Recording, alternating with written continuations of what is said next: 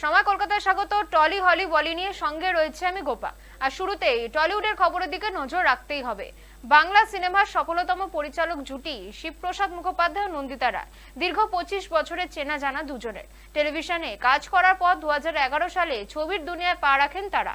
প্রথম ছবি সাড়া ফেলে দেয় দর্শক মহলে, তারপর দ্বিতীয় ছবি বেলা শেষে, তারপর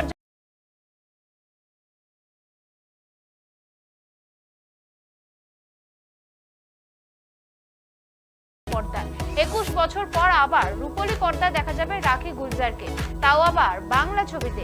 যদিও বক্স অফিসে তাদের সাফল্যের হার যেমন, সেই হিসেবে এই ছবি নিয়ে আশাবাদী শিবপ্রসাদ। কিন্তু কি কারণে বারবার গরমের ছুটিকে বেছে নেন পরিচালক? এই প্রসঙ্গে পরিচালক বলেছেন, 20 মে তার জন্মদিন, সেই জন্য মাসটা তার কাছে বিশেষ স্পেশাল। যদিও মে মাস শুধুই যে গরমকাল এমনটা বলা ভুল হবে, কারণ ওই মাসে রাজনীতির উত্তাপও থাকে রাজ্যে।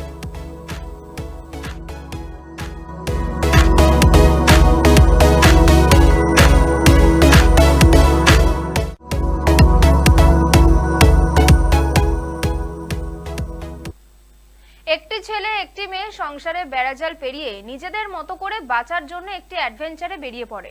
তারপর অজানা বিপদের হাতছানি এবং শুরু হয় এক অদ্ভুত জাদু সফর। কিন্তু সেখানে আরব্য রজনীর সঙ্গে যোগসূত্র কোথায়?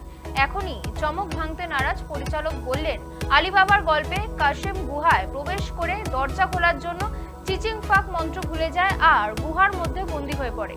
সেই কাহিনীর নিরিখে এই ছবিটিও দুজন ছেলেমেয়ের বন্দী জীবনের গল্প বলবে। ছবির নাম চিচিং ফাক। ছবিতে মুখ্য চরিত্রে অভিনয় করছেন প্রিয়াঙ্কা সরকার। এছাড়াও ছবিতে গুরুত্বপূর্ণ চরিত্রে অভিনয় করছেন দীপক দাস, অমিত সাহা, নিমায় বসু সহ আরো অনেকেই। ছবিটির শুটিং ইতিমধ্যেই শেষ হয়েছে।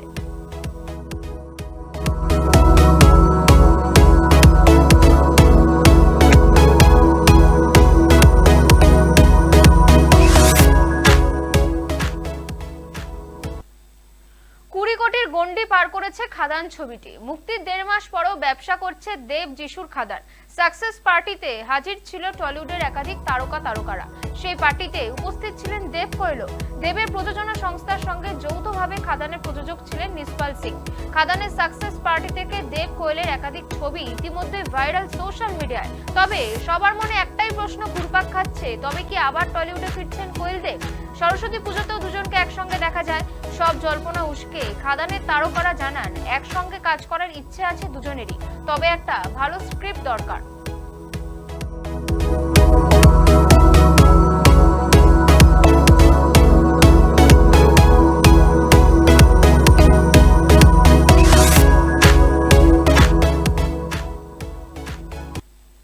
আসতে চলেছে পায়েল এবং সৌরভ অভিনীত নতুন ছবি। সময়ের সঙ্গে সঙ্গে মানুষের রঙও পাল্টে যায়, সেই সঙ্গে সম্পর্কে আসে নতুন মোড়।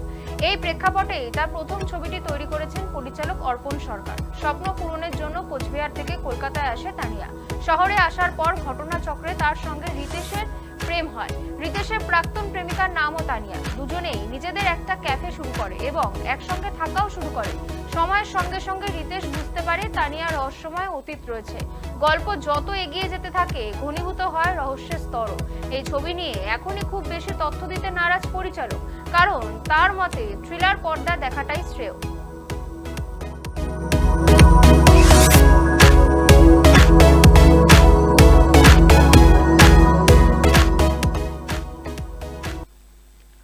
অভিনেত্রী তৃণা সাহাকে শেষবার দর্শক দেখেছিলেন সিরিয়ালে, তারপর সেভাবে ছোট পর্দায় দেখাই যায়নি নায়িকাকে।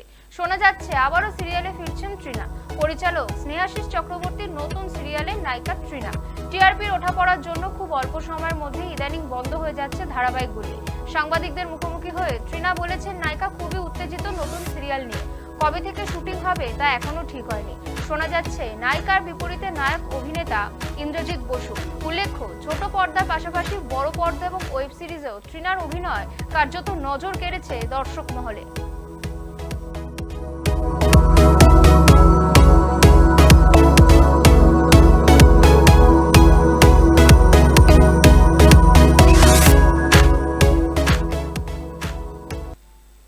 শুরু হয়েছে প্রেমের সপ্তাহ। এই সময়ই শহরে পা রাখছেন সোনু নিগম। ঝরঝরে বাংলা জানিয়ে দিলেন, আমি আসছি, দেখা হবে। 9 ফেব্রুয়ারি গানে গানে শহরকে ভালোবাসায় ভরিয়ে দিতে রোমান্টিক কণ্ঠের বাদশা সোনু নিগম আসছেন অ্যাকোয়াটিকায়। আয়োজনে বেঙ্গল ওয়েব সলিউশন ও White Light Creation Private Limited. অনলাইনে ইতিমধ্যে বিক্রি হচ্ছে টিকিটের দাম 1299 থেকে শুরু। এছাড়াও বিভিন্ন বিভাগে রয়েছে নানা দামের টিকিট সঙ্গে অতিরিক্ত সুযোগ সুবিধাও থাকছে। কাপলদের জন্য রয়েছে বিশেষ ছাড়ও। উল্লেখ্য, 4 জনের গ্রুপের জন্য সর্বোচ্চ টিকিটের দাম 69,999 টাকা। সেই টিকিটে শুধু কনসার্ট উপভোগই নয়, রয়েছে আনলিমিটেড খাবার ব্যবস্থাও। 90-এর দশকের সমসাময়িক সময়ের হিন্দি, বাংলা তথা ভারতীয় আরও নানা ভাষায় জনপ্রিয় গানের কণ্ঠশিল্পী সোনু নিগম আসছে কলকাতার শ্রোতাদের মন মাতাতে।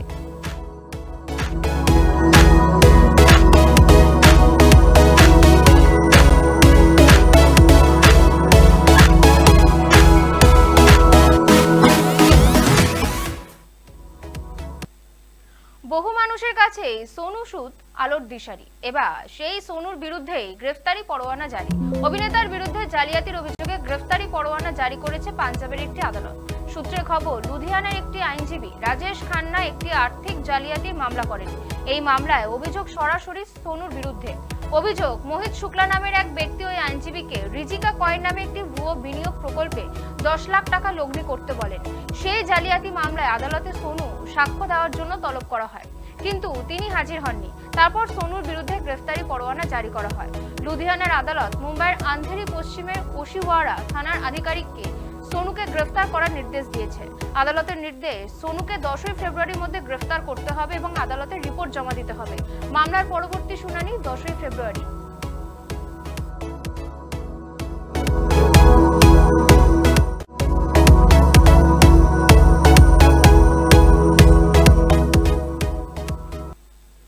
টলি হলি বলি এখনকার মতন এ পর্যন্তই। সব খবরের জন্য নজর রাখুন সময় কলকাতায়।